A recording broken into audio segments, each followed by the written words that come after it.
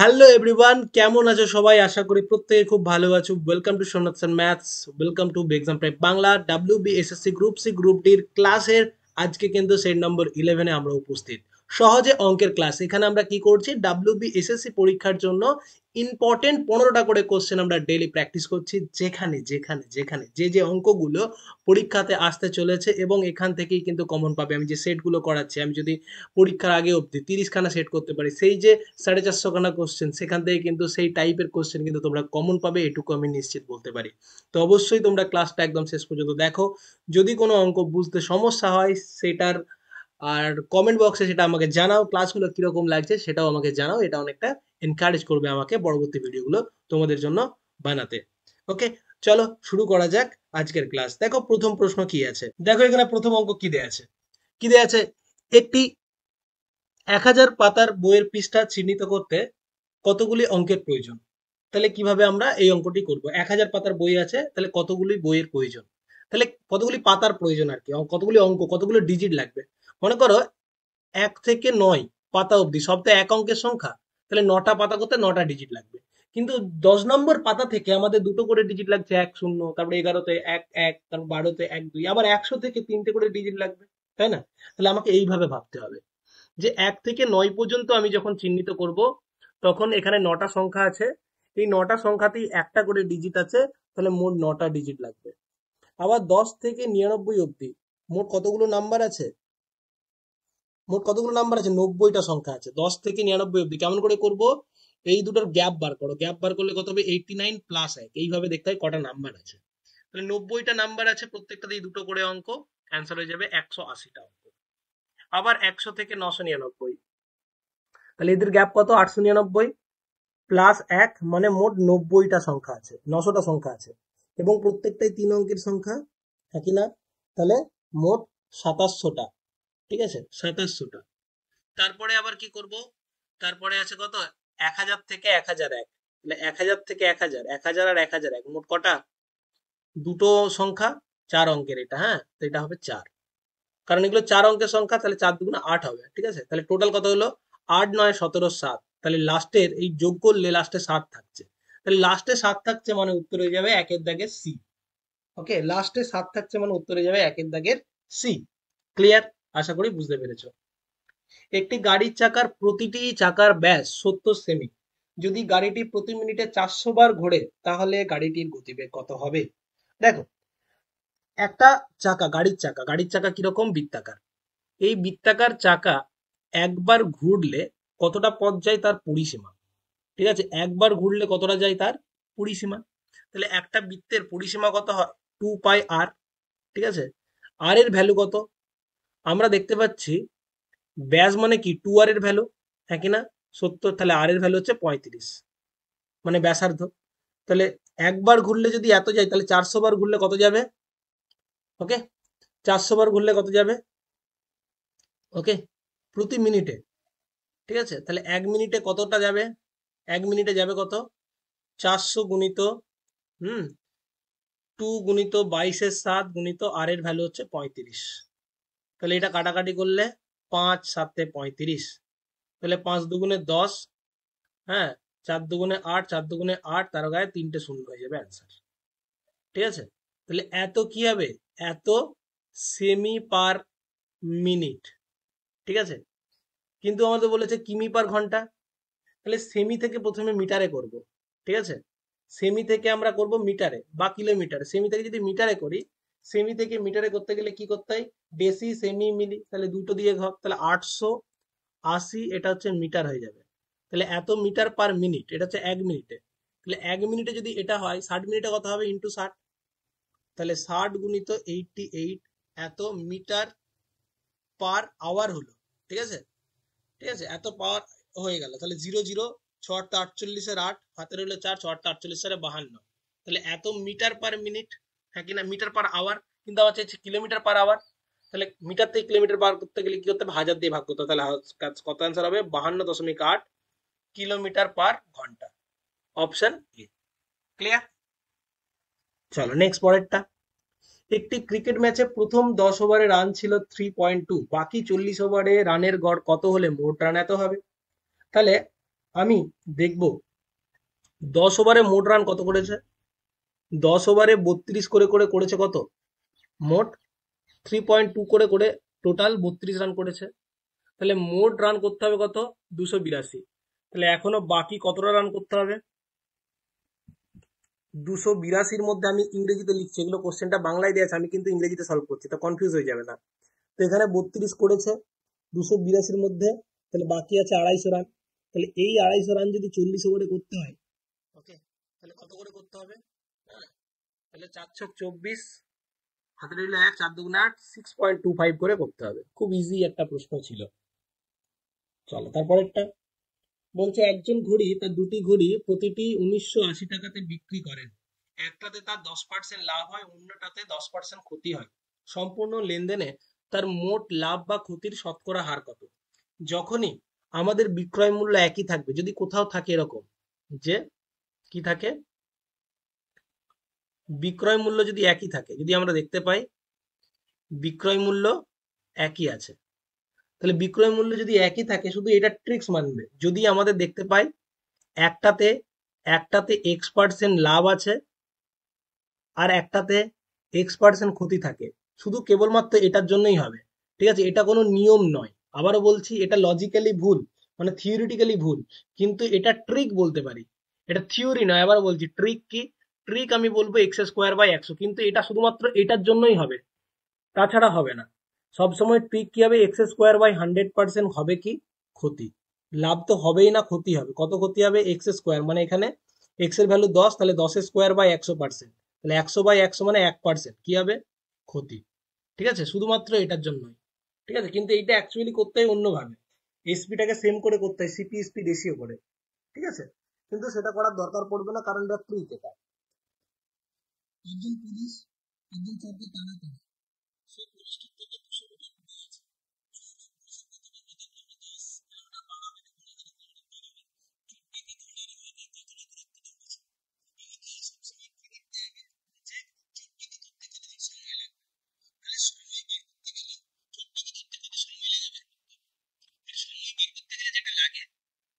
সেটা হচ্ছে কি, সময় বের করতে গেলে লাগে হচ্ছে দূরত্ব বাই গতিবেগ, কিন্তু এখানে যে গতিবেগটা হবে চোর পুলিশের অঙ্কে, সেই গতিবেগটা সবসময় আপেক্ষিক গতিবেগ। তাহলে দূরত্ব কত, 200 মিটার। ঠিক আছে, আপেক্ষিক গতিবেগ কত, যেহেতু ধরো এখানটায় আছে চোর, এখানটায় আছে পুলিশ, আর এখানটায় আছে চোর, এটা হচ্ছে পুলিশ, এটা হচ্ছে চোর। তাহলে এই যে গ্যাপটা, এটা কি আমাদের এই গ্যাপটাকে মেটাতে হবে, তবেই না ধরতে পারবে এর গতিবেগ 10, এর গতিবেগ 11, পুলিশও ছুটছে চোরও ছুটছে, একই দিকে ছুটছে, একই দিকে গেলে আপেক্ষিক গতিবেগ বা যেটাকে আমরা বলি রিলেটিভ স্পিড, হ্যাঁ, সেটা কত হয়ে যাবে, বিয়োগ হয়ে যায়, অর্থাৎ 11 - 10, সেটা হচ্ছে 1 কিলোমিটার পার আওয়ার। কিন্তু এই 1 কিলোমিটার পার আওয়ার তো করবো না আমরা, এটাকে আমরা মিটার পার সেকেন্ডে করবো। কিলোমিটার পার আওয়ারকে মিটার পার সেকেন্ডে করতে গেলে 5-18 দিয়ে গুণ করতে হয়। ব্যাস, তাহলে 200/5/18 এত সেকেন্ড উত্তর হয়ে যাচ্ছে। ঠিক আছে, এত সেকেন্ড। তাহলে এত সেকেন্ড যদি হয়, তাহলে কত যাচ্ছে, 200 ওপরে গুণিত 18, নিচে 5, 5 মানেই কত, তাহলে হচ্ছে 720 সেকেন্ড। ওকে, তাহলে আমি বলতে পারি 720 সেকেন্ড সময় লাগছে। ঠিক আছে, তাহলে 720 সেকেন্ড সময় লাগছে।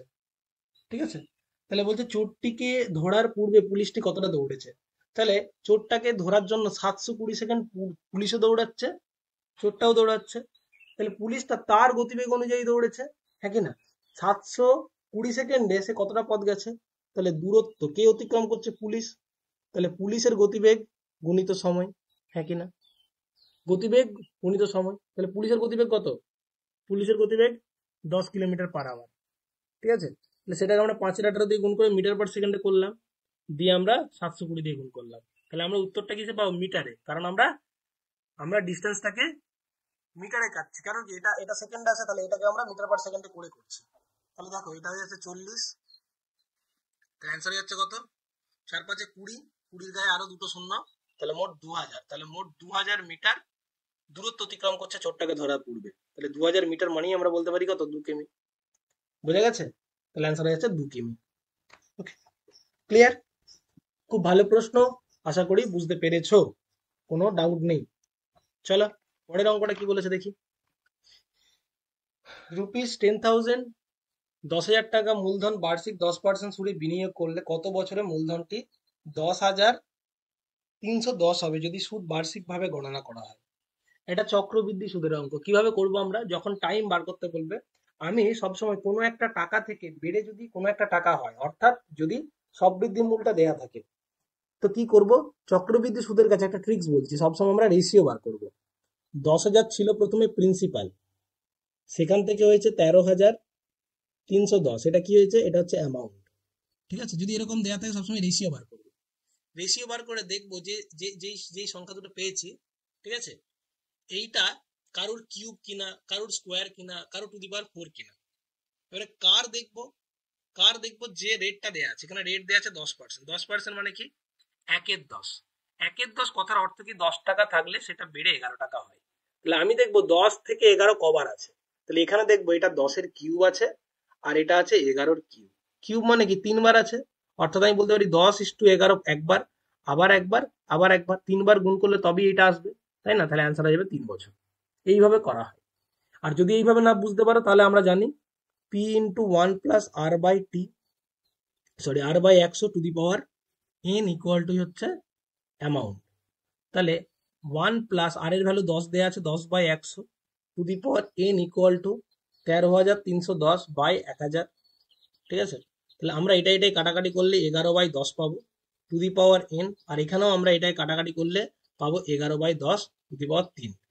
তাহলে n ইকুয়াল টু 3। তাহলে আমরা কেন এটা এত কিছু করব? সেই তো আমাকে এটাই করতে হচ্ছে। এই জিনিসটা যদি আমরা এইভাবে করে নিই তাহলেও তো হবে। সূত্র দিয়ে সবসময় যে দিতে হবে এরকম কোনো মানে নেই। প্রশ্নটা কি দেওয়া আছে দেখো এরপর, যে এ 40,000 টাকা বিনিয়োগ করে একটি ব্যবসা শুরু করে, 4 মাস পর বি 60,000 টাকা নিয়ে যোগ দেয়, এবং তার 4 মাস পর সি 1 লক্ষ টাকা নিয়ে যোগ দেয়। 2 বছর পর তাদের লাভের অনুপাত কত হবে? এই হচ্ছে প্রশ্ন। তাহলে আমি দেখতে পাচ্ছি এ সারা বছরের জন্য ছিল, অর্থাৎ 2 বছর মানে 24 মাস ছিল। তাহলে 24 মাস তার খেটেছে 40,000 টাকা। বি সে 4 মাস পরে যদি আসে, তার 20 মাস খাটবে, কত টাকা? 60,000 টাকা। আর সি সি তারও আবার 4 মাস পরে, তাহলে মোট 8 মাস পরে। তাহলে 8 মাস পরে যদি আসে, তার টাকাটা কত? 16 মাস খাটবে। 2 বছরের মধ্যে 8 মাস পরে এলে তাহলে কত টাকা খাটছে? 1 লাখ টাকা। ঠিক আছে, তাহলে প্রথমে আমি 4টে করে শূন্য সব বাদ দিয়ে দিলাম। ওকে, এবার 4 দিয়ে কাটছি, দেখো 4 × 5 = 20, 4 × 4 = 16। এরপর 2 দিয়ে কাটছি, 2 দিয়ে কাটলে এখানে 12, 2 দিয়ে কাটলে 3, 2 দিয়ে কাটলে কত হবে? 2 দিয়ে কাটলে 5। আর যাবে? যাবে না। তাহলে 12:15:20, এটা হচ্ছে উত্তর হবে। একটু ভুল আছে প্রশ্নের। 12 প্রশ্নে ভুল বলতে উত্তরে ভুল আর কি। 12:15:20 হবে এখানে উত্তর। ক্লিয়ার? নেক্সট পরেরটা, 8 নম্বরের প্রশ্নটা কি বলছে? এ একটি কাজ 15 দিনে, বি একটি কাজ 20 দিনে, এবং সি একটি কাজ 30 দিনে ধ্বংস করতে পারে। যদি তিনজনে একই সাথে কাজ শুরু করে তাহলে কত দিনে কাজ সম্পন্ন হবে? অর্থাৎ পজিটিভ কাজও হচ্ছে এবং নেগেটিভ কাজও হচ্ছে। তাহলে এ একটি কাজ করতে পারে কত দিনে? 15 দিনে। বি একটি কাজ করছে কত দিনে? 20 দিনে। সি একটি কাজ করছে কত দিনে? 30 দিনে। ধ্বংস করছে, অর্থাৎ এ পজিটিভ কাজ, বি পজিটিভ কাজ, সি নেগেটিভ কাজ করছে। তো তিনজনে এরকম যদি কাজ করে, ঠিক আছে, তিনজনে এরকম কাজ করছে, তাহলে আমরা মোট কাজটা ধরে নেবো। কত ধরবো? এমন একটা কাজ যেটা 3 দিয়ে ভাগ যায়, 3টে দিয়ে ভাগ করা যায়। মনে করছি 60টা কাজ। তাহলে এ যদি 15 দিনে 60টা করে, একদিনে কটা কাজ করবে? 4টে পজিটিভ কাজ।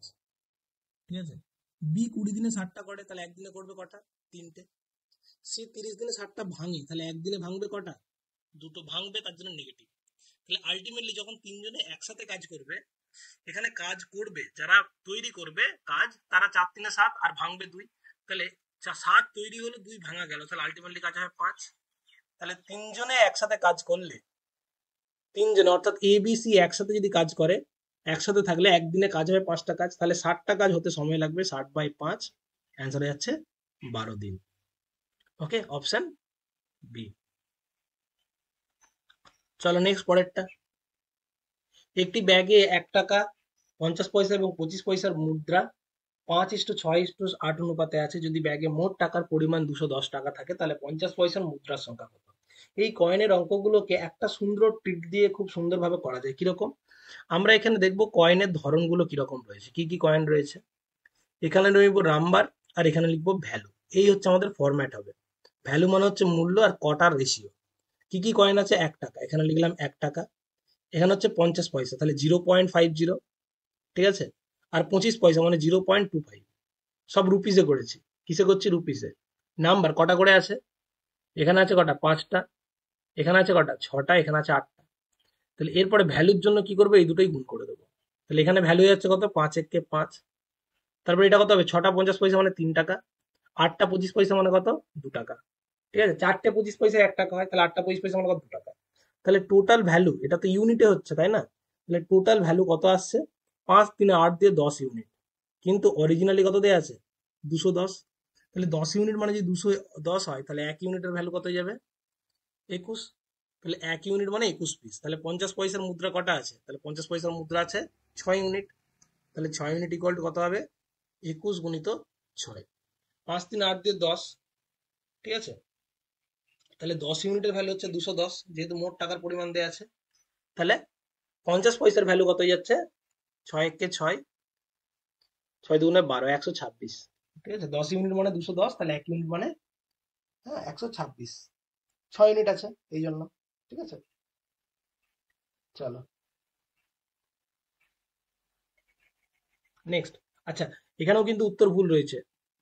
উত্তরের সঙ্গে ভেবে লাভ নেই, আমরা ঠিকঠাক করে অঙ্ক করব। ঠিক আছে, তারপরটা কি দেওয়া আছে দেখো। কি বলেছে? একটি পরীক্ষায় 65% ছাত্র হিস্ট্রিতে পাস করে, 55% ছাত্র জিওগ্রাফিতে পাস করে, 30% ছাত্র উভয় বিষয় পাস করলে আমরা কত শতাংশ ছাত্র উভয় বিষয় ফেল করেছে আমরা দেখবো। যদি এরকম পাস ফেলের অঙ্ক থাকে, ডাইরেক্ট আমি একটা সূত্র লিখে দিচ্ছি, যেটা করলে হয়ে যাবে। ঠিক আছে, যদি আমাকে উভয় বিষয়ে পাস জানতে চায়, তাহলে আমরা ডাইরেক্ট কি করব? 100 মাইনাস কি করব? Subject 1 fail plus subject 2 fail minus both fail. অর্থাৎ বোথ ফেল থাকলে আমি দেখবো বোথটা কিসে দেওয়া রয়েছে। বোথ যদি পাশে দেওয়া থাকে, তাহলে সবগুলো পাস বার করে করব, ফেলটা বার করব। যদি বোথটা ফেল দেওয়া থাকে, তাহলে সবগুলো ফেল বার করব, দিয়ে আমরা পাস বার করব। আর ফেলের সূত্র হচ্ছে কি? একই রকম ভাবে 100 minus subject 1 A pass plus subject 2 তে পাস মাইনাস বোথ পাস। ব্যাস। তাহলে আমাদের এখানে ফেলটা চেয়েছে, তাহলে আমরা দেখবো অ্যান্সার কত হবে? 100 মাইনাস সাবজেক্ট 1 এ পাস কত আছে? 65। সাবজেক্ট 2 তে কত আছে? 55। আর উভয়ে কত আছে? এটা। তাহলে অ্যান্সার কত হবে? 100 মাইনাস 65 আর 55 যোগ করলে কত হচ্ছে? 120। 120 থেকে 30 বিয়োগ করলে কত হচ্ছে? 90। ঠিক আছে, 90, তাই না? তাহলে অ্যান্সার হয়ে যাবে 10%। ওকে, আলটিমেটলি যাচ্ছে 10%। চলো নেক্সট পরেরটা। একটি দ্রব্যের ধৈর্য মূল্য পরপর 10%, 15%, 10%, 20%, 25% ছাড় দিলে একটি সমতুল্য ছাড় কত হবে? প্রথমে 10% ছাড়, তারপরে 20% ছাড়, তারপর 25% ছাড় দিয়েছি। তাহলে কত হবে? তাহলে কিভাবে করব? এগুলো তিনটে যদি থাকে, খুব সহজে আমরা করবো। কিরকম ভাবে? প্রথমে 10% জিনিসটাকে লিখবো। 10% মানে কি? 1/10। 20% মানে কি? 20% যদি ছোট করি আমরা, 20/100 কাটাকাটি করে আমরা পাবো 1/5। আর 25% মানে যদি আমরা লিখি, সেটাকে ছোট ছোট করে আমরা কি পাবো? 25/100 মানে 1/4। এবারে ছাড় মানে কি? যখন 10 টাকায় 1 টাকা ছাড় দিচ্ছি, তাহলে দাম কত হবে? 9 টাকা। ওকে, 10 টাকায় 1 টাকা ছাড় দিচ্ছি, তাহলে দাম কত হবে? 9 টাকা। এটা হচ্ছে পূর্ব মূল্য, ঠিক আছে। আর এটা হচ্ছে পরবর্তী মূল্য। এটা হচ্ছে অরিজিনাল, আর এটা হচ্ছে প্রেজেন্ট দাম। তাহলে 10 টাকায় যদি 1 টাকা ছাড় দিই, দাম হবে 9 টাকা। তারপরে 5 টাকায় যদি 1 টাকা ছাড় দিই, দাম হবে 4 টাকা। আবার 4 টাকায় যদি 1 টাকা ছাড় দিই, দাম হবে 3 টাকা। ব্যাস। এই দিকের সাথে এই দিক গুণ করো, তাহলে এই দিকের সাথে এই দিক গুণ করলে এটা এটা কেটে যাচ্ছে। আবার আর কিছু কাটাতে চাচ্ছে না। তাহলে 50 টাকা অরিজিনাল হলে দাম হবে 27 টাকা। ঠিক আছে, তাহলে আমি ছাড় দিচ্ছি কত টাকা? ভালো করে দেখো। 50 টাকা দাম হলে, হ্যাঁ, আগের দাম যদি 50 টাকা হয়, তাহলে এখন দাম 27 টাকা, তাহলে ছাড় হচ্ছে কত টাকা? 23 টাকা। এটাই হচ্ছে ছাড়। তাহলে আমাকে বলেছে পার্সেন্টেজে কত। তাহলে 50 টাকায় ছাড় যদি হয় 23 টাকা, তাহলে 100 টাকায় ছাড় কত আমি দেখবো, হ্যাঁ কি না? তাহলে অ্যান্সার হচ্ছে কত? 50 × 2 = 100, 23 × 2 = 46। তাহলে অ্যান্সার হয়ে যাচ্ছে 46%। Option A is the correct answer. Okay, চলো নেক্সট পরেরটা। স্থির জলে নৌকার গতিবেগ এবং স্রোতের গতিবেগ 8:1।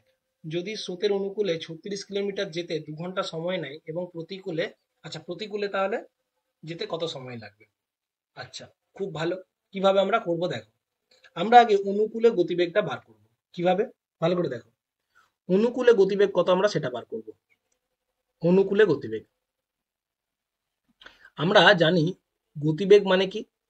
আমরা গতিবেগ মানে জানি দূরত্ব বাই সময়। তাহলে অনুকূলে 36 কিলোমিটার যেতে যদি 2 ঘন্টা সময় নেয়, তাহলে অনুকূলে গতিবেগ 18 কিলোমিটার প্রতি ঘন্টা। এটা অনুকূলে গতিবেগ, হ্যাঁ কি না? এবারে নৌকার গতিবেগ, অর্থাৎ নৌকা মানে হচ্ছে বোট, আমি বি লিখছি, আর স্রোত মানে হচ্ছে এইটা। নৌকার আর স্রোতের গতিবেগের অনুপাত 8 আর 9। তাহলে নৌকার আর স্রোতের যোগ করলেই তো আমরা অনুকূলে পাই। অনুকূল মানে মনে রাখবে ডাউন স্ট্রিম। অনুকূল মানে কত? Down stream. তাহলে অনুকূলে গতিবেগ মানে কি জানি? বোট প্লাস স্ট্রিম, হ্যাঁ কি না? হ্যাঁ কি না? তাহলে বোট প্লাস স্ট্রিম যদি যোগ করি তাহলে কত পাচ্ছি? 9 ইউনিট, হ্যাঁ কি না? বোট প্লাস স্ট্রিম হচ্ছে 9 ইউনিট।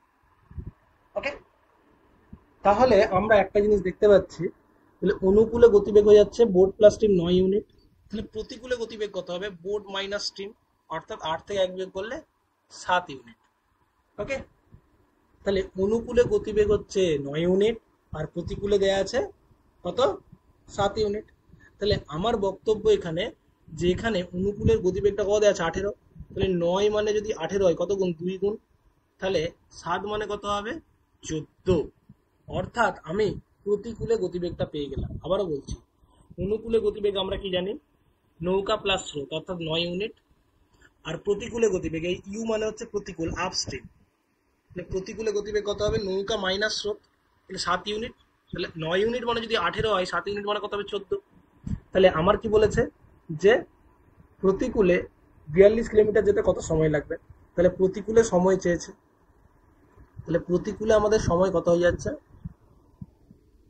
42 কিলোমিটার যাচ্ছি আমরা। হ্যাঁ, কোন গতিবেগে? 14 গতিবেগে। তাহলে অ্যান্সার হবে কত? 3 14 42, 3 ঘন্টা। ওকে, চলো নেক্সট পরেরটা 13 কোশ্চেনটা কি দেওয়া আছে?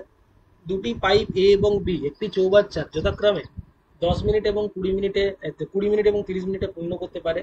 দুটি পাইপ একসাথে খোলার কিছুক্ষণ পর বি পাইপটি বন্ধ করে দেওয়া হলো এবং বাকি চৌবাচ্চাটি এ পাইপ একাই পরবর্তী 10 মিনিটে পূর্ণ করলো। ওকে, তাহলে কতক্ষণ পর বি পাইপটি বন্ধ করা হয়েছিল, এটা হচ্ছে প্রশ্ন। তাহলে দেখো, আমরা দেখবো এদের ক্ষমতা কিরকম, এ আর বি এর। এ একটা পাইপ আর বি একটা পাইপ। তো এ 20 মিনিটে ভর্তি করছে, 30 মিনিটে ভর্তি করছে, এটা হচ্ছে সময়, টাইম। তাহলে টোটাল ওয়ার্ক, যদি টোটাল কাজ ধরি কত? টোটাল ট্যাঙ্কটা আমার 60 লিটারের। তাহলে এ ঘন্টায় 3 লিটার ভর্তি করে মিনিটে, আর এ 2 ইউনিট ভর্তি করবে। এটা হচ্ছে এফিসিয়েন্সি। ওকে, তাহলে দুটি পাইপ একসাথে খোলা রয়েছে, কিছুক্ষণ পর বি বন্ধ করে দিয়েছে। তাহলে বাকি চৌবাচ্চাটা এ 10 মিনিটে পূর্ণ করেছে। আমি মনে করছি যে একসাথে 10 মিনিট চলেছে, অর্থাৎ এও চলেছে 10 মিনিট আর বিও চলেছে 10 মিনিট। তাহলে 10 মিনিটে এ কতটা ভর্তি করেছে? 10 গুণিত 3। আর বি কতটা ভর্তি করেছে? 10 গুণিত 2। কেন? 1 মিনিটে এ 3 ইউনিট জল ভর্তি করে, আর বি 2 ইউনিট ভর্তি করে। তাহলে 10 মিনিট যদি, আমি বলি, সরি সরি, এক 10 কেন লিখলাম? আমি মনে করছি দুজনেই এক্স মিনিট চলেছে। আমি মনে করলাম এক্স মিনিট চলেছে এ আর বি, তারপরে বন্ধ হয়েছে, এবং পরবর্তী 10 মিনিটে এ করেছে। তাহলে আমি বলতে পারি এক্স মিনিট এও করেছে, এক্স মিনিট বিও করেছে, তারপরে বন্ধ হয়ে গেছে। ঠিক আছে, এক্স মিনিটে 3 ইউনিট করে জল ভরেছে হচ্ছে এ, তাহলে 3x জল ভরবে হচ্ছে এ, আর 2 ইউনিট করে জল ভরেছে বি, অর্থাৎ 2x জল ভরবে হচ্ছে বি। ওকে, তারপরে যেহেতু বি বন্ধ, তারপরে 10 মিনিট কাজ করেছে এ একা, তাহলে এ আরো 10 মিনিট করেছে, তাহলে আরো 10 মিনিটও 3 ইউনিট করে জল ভরেছে, হ্যাঁ কি না? তাহলে টোটাল এ জল ভরেছে কত? 3x প্লাস 30, আর বি জল ভরেছে 2x। তাহলে আলটিমেটলি তো জল 60 ইউনিট ভরা হয়ে গেছে, তাই না? তাহলে দুজনে মিলে পুরো জলটাকে ভর্তি করেছে, অর্থাৎ টোটাল জল ভরেছে কত? 5x/30 ইকুয়াল টু হচ্ছে 60। তাহলে 5x এর ভ্যালু হচ্ছে কত? 60 থেকে 30 বিয়োগ করলে 30, তাহলে x এর ভ্যালু হচ্ছে 6। তাহলে আমি বলতে পারলাম যে দুজন মিলে এই 6 মিনিট কাজ করার পরে বি কে বন্ধ করেছিল। ব্যাস, তাহলে 6 মিনিট পড়ার পরে বি বন্ধ করেছিল, তাহলে 30 কাজ হয়েছে, তারপরে বাকি 10 মিনিটে 3 ইউনিট 3 মিনিট করে ভর্তি করেছে। ওকে, ক্লিয়ার? আমরা উল্টো দিকেও ভাবতে পারি যে লাস্ট 10 মিনিটে কাজ করেছে এ, লাস্ট 10 মিনিটে 10 × 3 30 কাজ করেছে, তাহলে বাকি 30 এখানে কাজ হয়েছে। তাহলে বাকি 30 যখন এ আর বি করছে তখন 5টা করে কাজ করবে, তাহলে মোট 6 মিনিট কাজ হয়েছে আগে। ওকে, তো এইভাবে আমরা ভাবতে পারি। নেক্সট পরেরটা 14টা, একজন ব্যক্তি 26,000 টাকা এমন 3টি ভাগে ভাগ করেছে, 4%, 6% এবং 6% সরল সুদে এমন ভাবে বিনিয়োগ করলো যাতে বছরের শেষে তিনি 3টে ভাগ থেকেই সমান সুদ পান, তাহলে 4% সুদে তিনি কত টাকা বিনিয়োগ করেছিলেন সেটা জানতে চেয়েছে।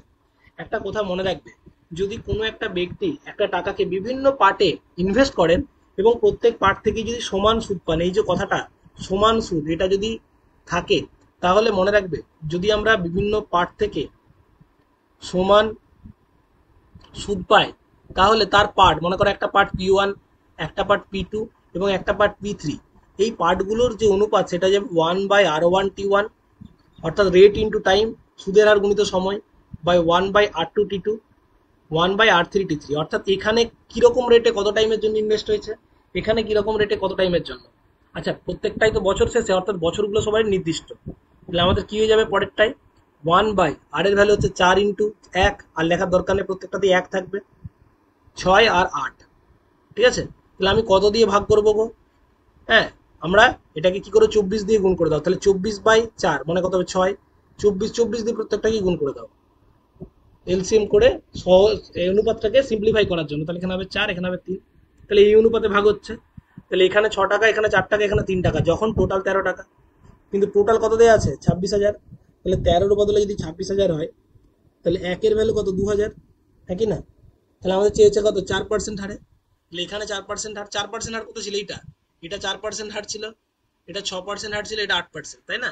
তাহলে 6% হারে কত হবে, 4% হারে কত ইউনিট, 6 ইউনিট, তাহলে 6 × 2,000 মানে 12,000 টাকা, ঠিক আছে। এটা হচ্ছে উত্তর, অপশন বি। খুব ভালো প্রশ্ন কিন্তু। তারপরটা কি বলেছে দেখো, যদি আমি 4 কিলোমিটার/আওয়ার গতিতে হাঁটি তাহলে আমার ট্রেন ধরতে 10 মিনিট দেরি হয়, যদি আমি 5 কিলোমিটার/আওয়ার গতিতে হাঁটি তাহলে আমি 5 মিনিট আগেই পৌঁছাই, স্টেশনে পৌঁছানোর জন্য আমাকে কতটা পথ হাঁটতে হয়। এই ধরনের অঙ্কগুলোর জন্য ডাইরেক্ট একটা সূত্র আছে, কিরকম সূত্র, সেটা হচ্ছে ডাইরেক্ট ডিস্টেন্স ইকুয়াল টু, মনে রাখবো, S1 S2 by S1 difference S2, মানে স্পিডের মধ্যে যে ডিফারেন্স, ইন্টু ডেল্টা টি। এই ডেল্টা টিটাকে কি বলা হয়, এটাকে বলা হয় সময়ের পার্থক্য, সময়ের পার্থক্য। কিন্তু সমস্যা হয় এই সময়ের পার্থক্যটা বুঝতে। কিরকম সময়ের পার্থক্য, যদি একবার, এটা আমি ট্রিক বলে দিচ্ছি, একবার লেট একবার আর্লি হয়, তাহলে সময়ের পার্থক্য বের করার জন্য আমরা কি করব, প্লাস করব। যদি একবার আর্লি একবার লেট হয়, তাহলে আমরা কি করব, প্লাস করব। যদি দুটোই আর্লি হয় তাহলে কি করব, দুটোই আর্লি পৌঁছাতে, যদি এই টাইপের অঙ্কের জন্য বললাম, তাহলে কি করব, মাইনাস করব। যদি দুটোই লেট হয় তাহলে কি করব, আমরা মাইনাস করব। তাহলে এখানের জন্য কি হবে, এখানের জন্য দুটোই, একটা লেট একটা আর্লি, তাহলে যোগ হবে। কিন্তু কেন হচ্ছে সেটা বোঝানোর জন্য আমি মনে করছি ট্রেন ছাড়ে 10টায়, একবার গিয়ে পৌঁছালাম 10 মিনিট দেরি, 10টা 10-এ, একবার গিয়ে পৌঁছালাম 5 মিনিট আগে, অর্থাৎ 9টা 55। তাহলে এই সময় থেকে এই সময়ের পার্থক্যটা কত মিনিটের, 15 মিনিটের না? তাহলে তো সেই এখানে 10 আর এখানে 5, হ্যাঁ, যোগ হচ্ছে না? তাহলে এটা আগে ছিল এটা পরে ছিল, অর্থাৎ লেট আর্লি ছিল, তাহলে যোগ হয়ে গেল। এবং এইটাকে সবসময় ঘন্টায় লিখতে হয়, ঠিক আছে। 15 মিনিট, 15 মিনিট মানে কত ঘন্টা, 15/60, অ্যান্সার হয়ে যাবে 1/4 ঘন্টা। এটা হচ্ছে কি, ডেল্টা টি এর ভ্যালু, সময়ের পার্থক্য। তাহলে আমরা সূত্র দিয়ে ডাইরেক্ট করে দিচ্ছি কি, যে S1 এর ভ্যালু কত 4, S2 এর ভ্যালু 5, ঠিক আছে। S1 এর ভ্যালু 4 আর S2 এর ভ্যালু 5, এবং এদের পার্থক্য কত, দুটোর পার্থক্য 1, কিন্তু ডেল্টা টির ভ্যালু হচ্ছে 1/4। তাহলে 4-এ 4 কেটে গেলে অ্যান্সার হচ্ছে 5 কিলোমিটার। কত তাড়াতাড়ি সহজে হয়ে গেল। ডিস্টেন্স থাকলে ডাইরেক্ট এই সূত্র পুট করবে, তোমার অ্যান্সার তুমি পেয়ে যাবে। ক্লিয়ার? আশা করি বুঝতে পেরেছো। যদি বুঝতে পেরে থাকো অবশ্যই আমাকে জানাবে। আর থ্যাংক ইউ এভরিওয়ান। ক্লাসটা যদি ভালো লেগে থাকে তাহলে অবশ্যই শেয়ার করবে, সাবস্ক্রাইব করবে Somnath sir mathematics exam prep Bangla. আর দেখা হচ্ছে পরবর্তী ক্লাসে। Okay, thank you everyone. আর তোমাদের জন্য আজকের একটা কোশ্চেন অফ দ্য ডে, এই কোশ্চেনটার উত্তর তোমরা আমাকে কমেন্ট বক্সে জানাও। যাদের যাদের উত্তর ঠিক হবে, ঠিক আছে, তাদের আমি লাইক করে দেবো অ্যান্সারটা। ক্লাসগুলো ভালো লেগে থাকলে অবশ্যই বন্ধুদের সাথে শেয়ার করবে। Thank you everyone. আর কোশ্চেনের পিডিএফ তোমরা পাবে কিন্তু আমার টেলিগ্রাম চ্যানেলে, দেখতেই পাচ্ছ সোমনাথ স্যার ম্যাথস, সার্চ করবে পেয়ে যাবে। ওকে, চলো, থ্যাংক ইউ এভরিওয়ান।